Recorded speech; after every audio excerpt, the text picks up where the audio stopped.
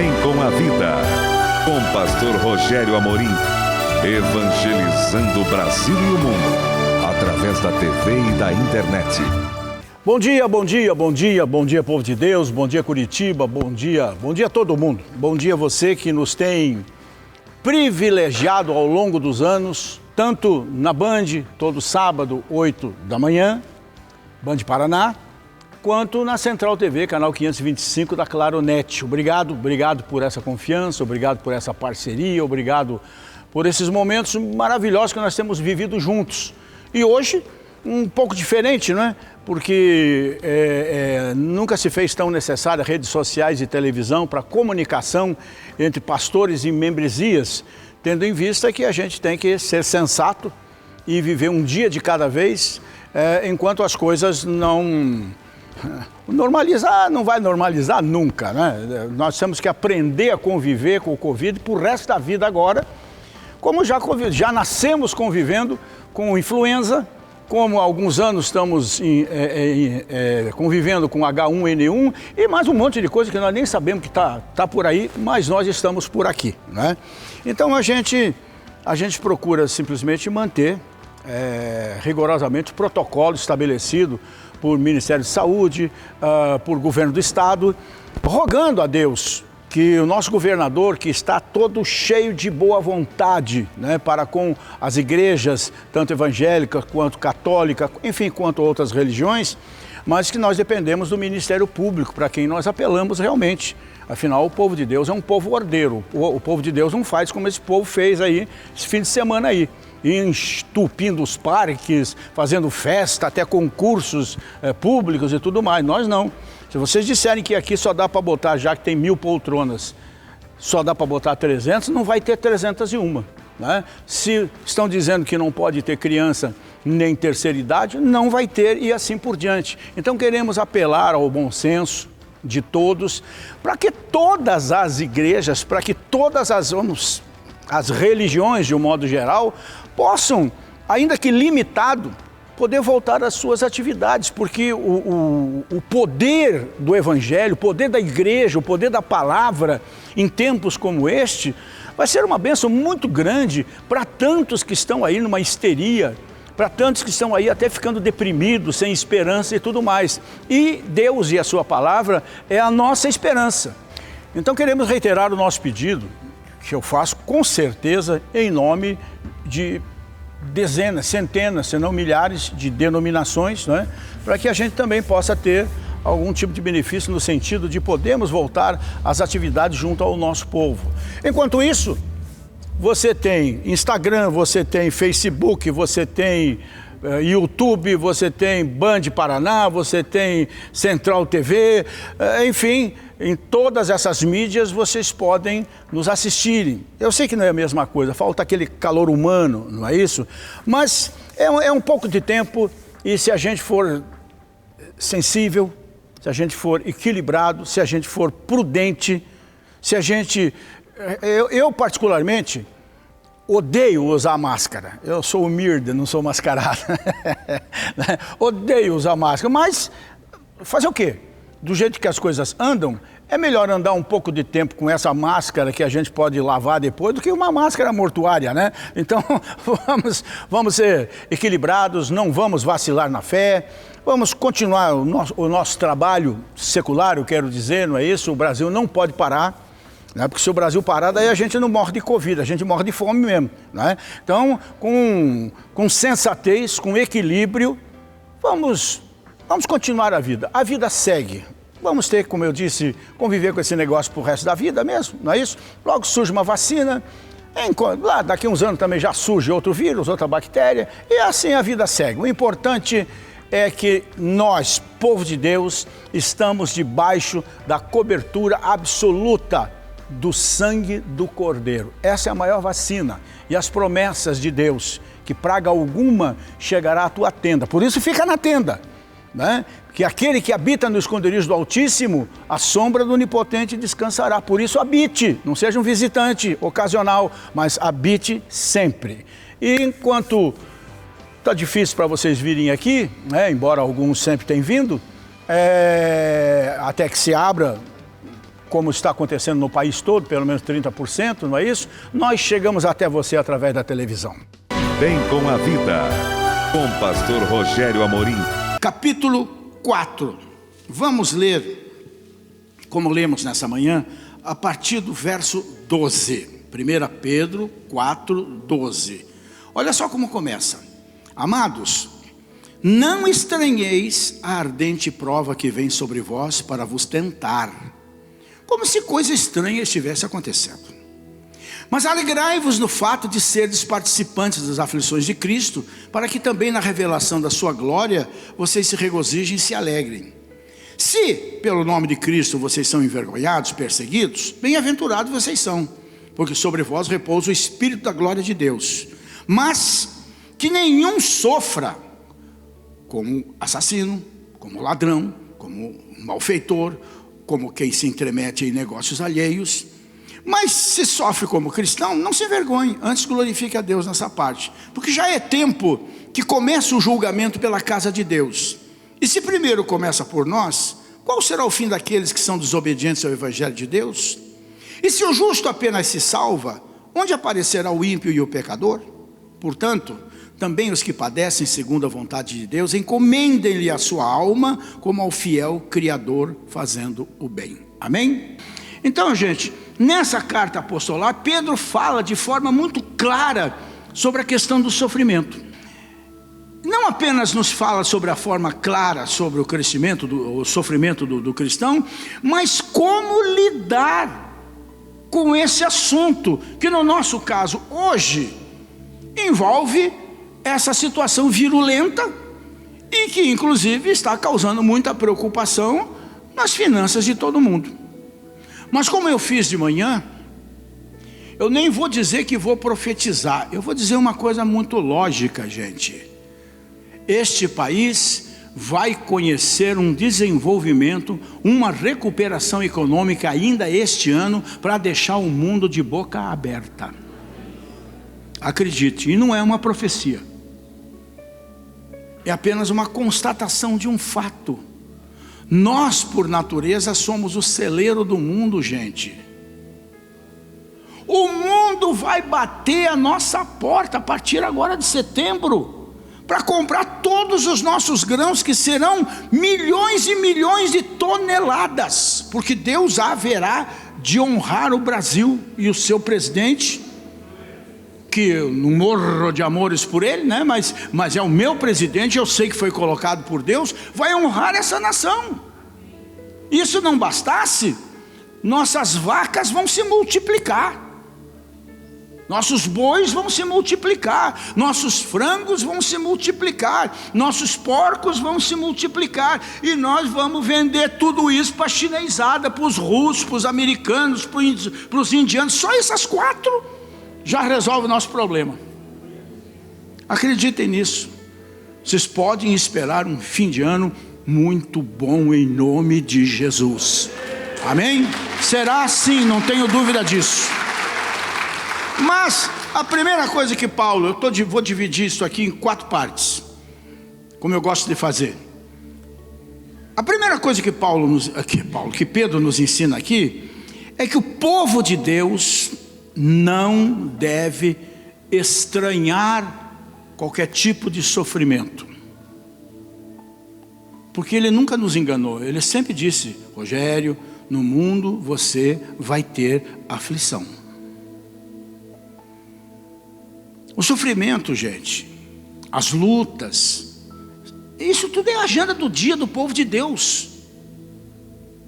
Até porque ele não disse: olha, talvez vocês tenham aflições no mundo. Não, ele disse: você vai ter, por essas razões que eu já falei para vocês.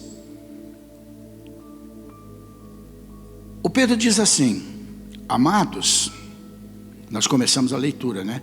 Não estranheis o fogo ardente que surge no meio de vós, destinado a provar-vos, ou seja, provar sua fé, como se alguma coisa extraordinária estivesse acontecendo com vocês. Não está acontecendo nada extraordinário. Tudo que está acontecendo nesse mundico, inclusive esse troço aí, é ordinário. Extraordinário é a intervenção de Deus. isso sim. Mas nada de extraordinário está acontecendo. Faz parte, infelizmente faz parte, né? Então nós aprendemos, uma coisa que eu tenho ensinado sempre para vocês, que a vida cristã realmente não é uma Disneylândia de crente.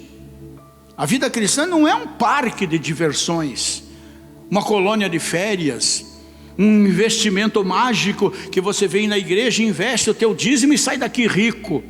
Investe aqui a tua oferta e sai daqui podre de rico. Não é nada disso, gente.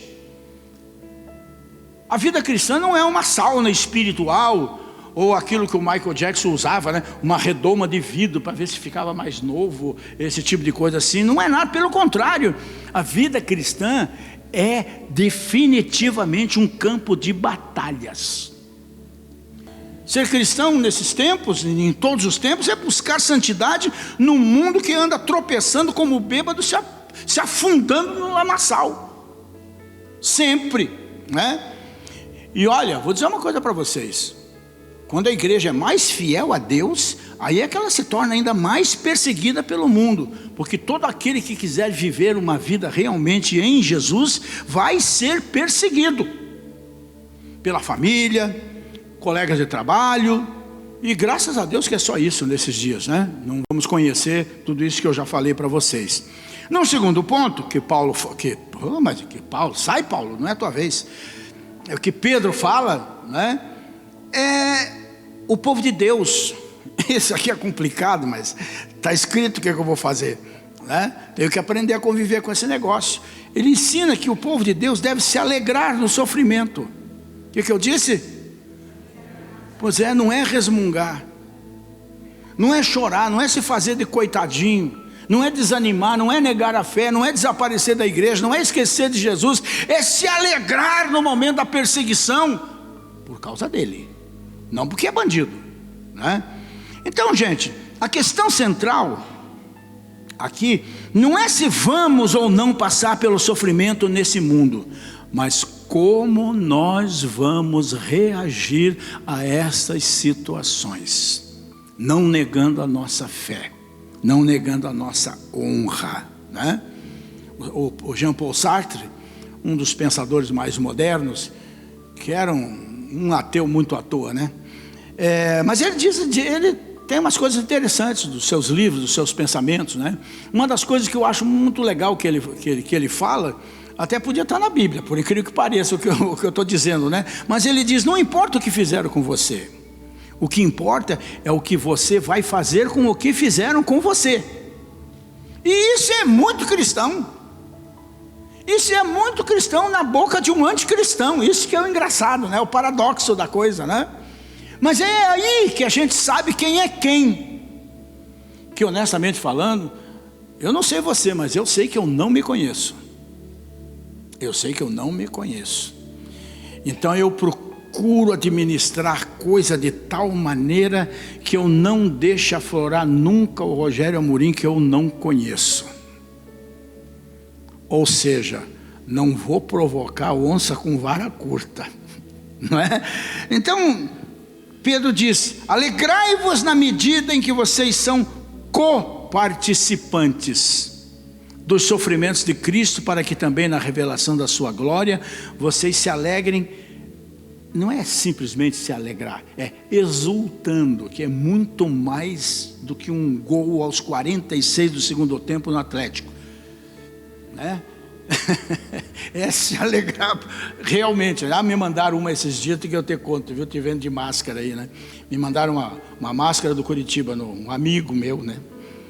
Com o logotipo do Curitiba, né? Só olha, essa aqui é a máscara do teu time. Só que ela não adianta muito, ela vive caindo.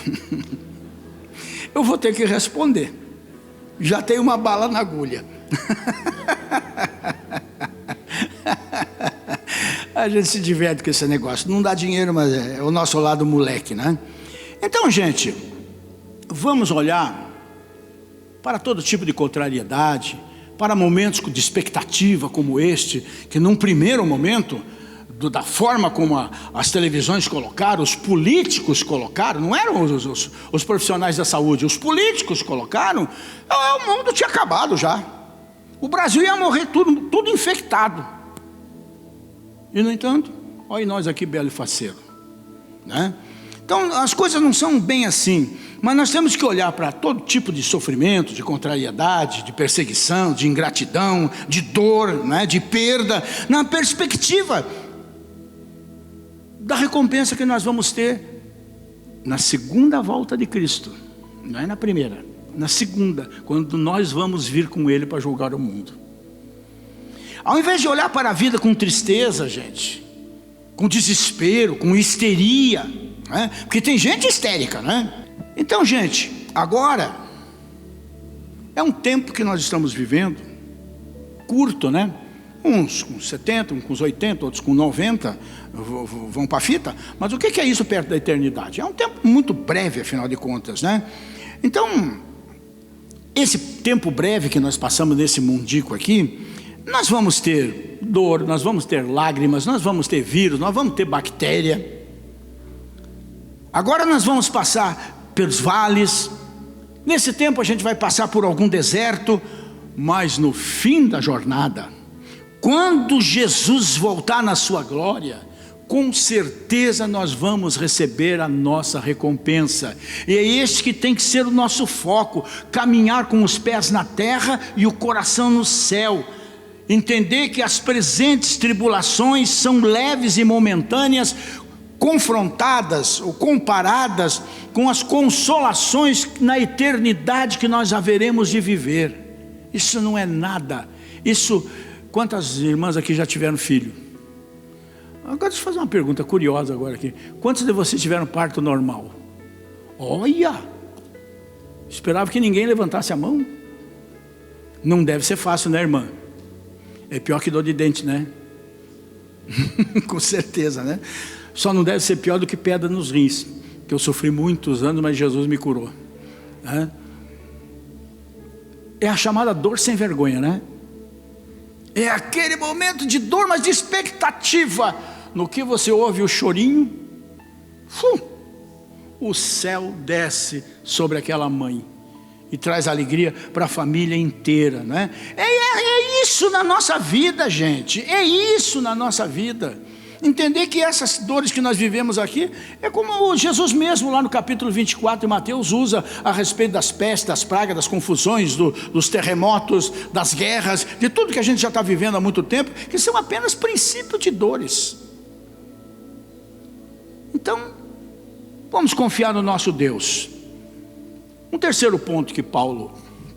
Paulo, você hoje está metido, hein?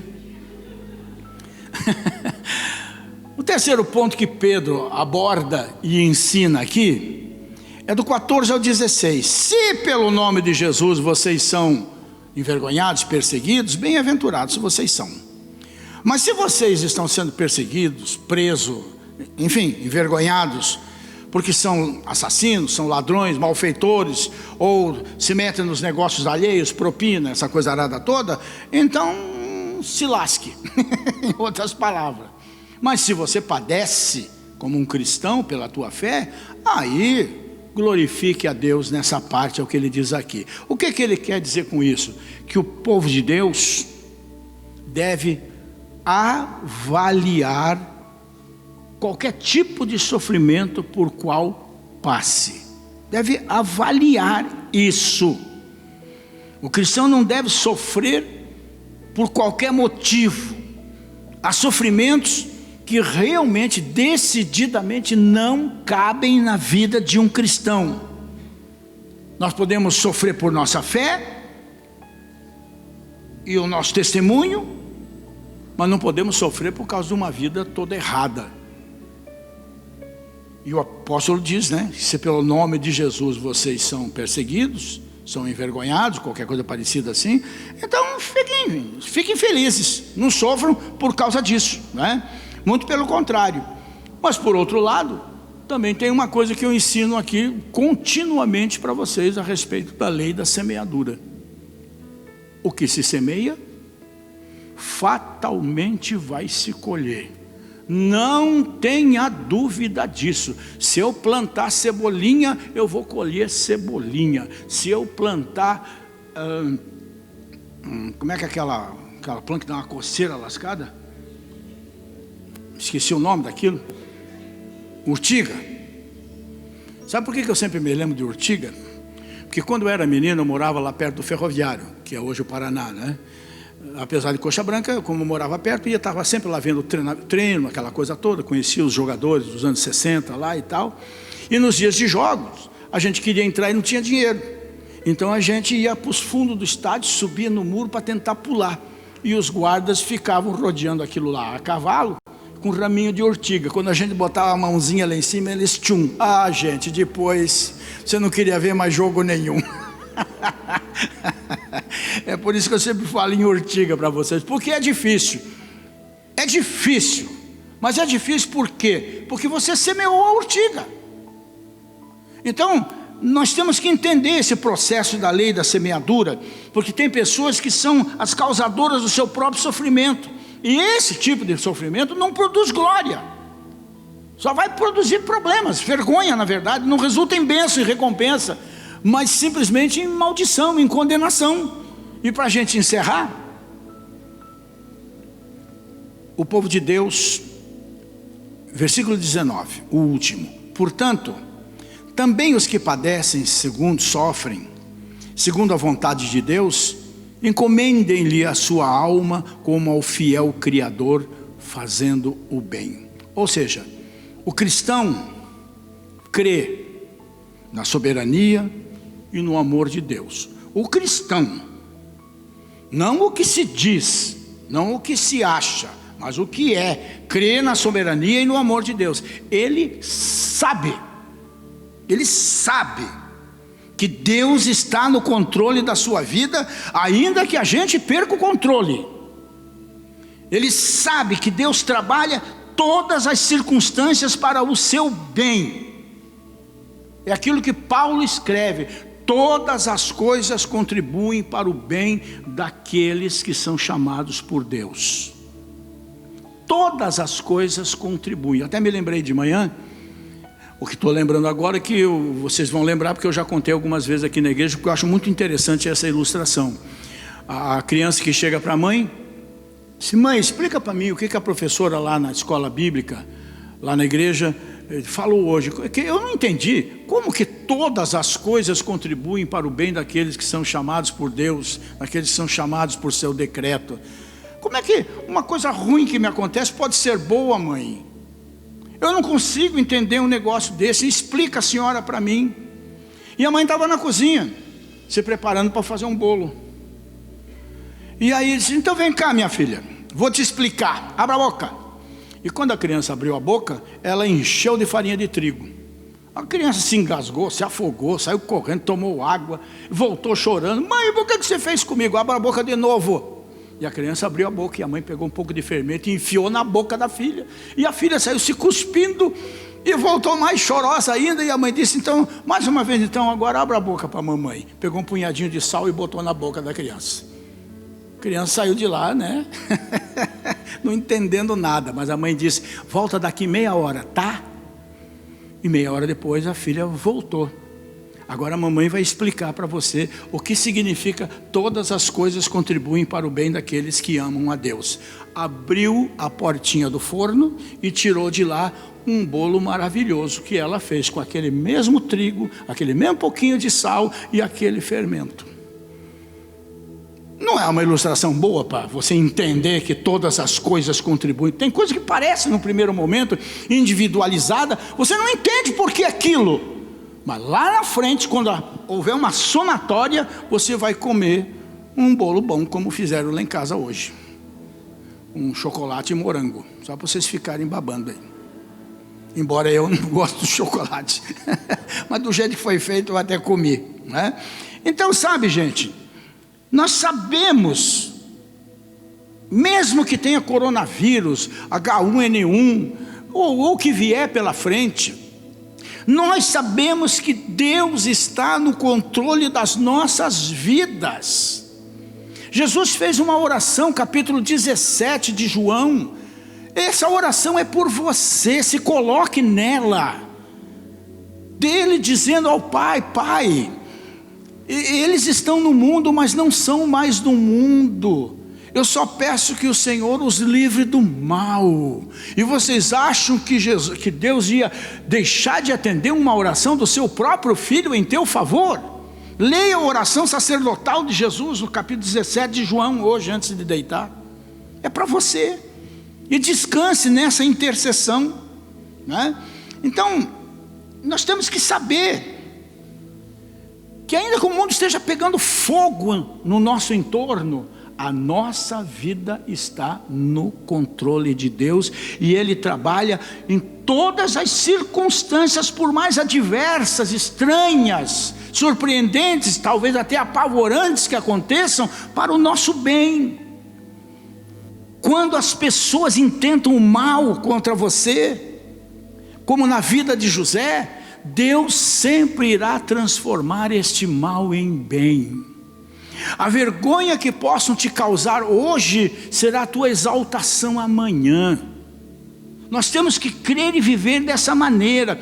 Quando o sofrimento encurrala a gente, quando o sofrimento cerca a gente por todos os lados, é a figura do salmista no Salmo 126, eleva os meus olhos para os montes, de onde me virá o socorro? E eu já expliquei esse versículo para vocês muitas vezes, que normalmente os pastores pregam de forma diferente. O problema não está nos montes, não é dos montes que me virá o socorro. Nos montes está o perigo contra a minha vida, nos montes está a cilada, a armadilha, o cerco do inimigo. Mas quando eu olho para cima dos montes, é de lá que me virá o socorro, do Senhor que fez os céus e a terra. Confie em Deus, não vacile na sua fé, não deixe de ser o que você sempre foi, na presença de Deus, na casa de Deus, na tua família, com você mesmo. Não deixe de ser de maneira nenhuma. Pedro diz assim finalmente, né? Por isso também os que sofrem segundo a vontade de Deus, encomendem a sua alma ao fiel Criador, na prática do bem. O sofrimento, as lutas, as expectativas estranhas, como nos dias de hoje, essa coisa toda, eu fico impressionado como as pessoas estão se tratando. Pessoas que até ontem se abraçavam, hoje, sabe, tá essa paura assim, né? É um negócio meio estranho isso aí, né?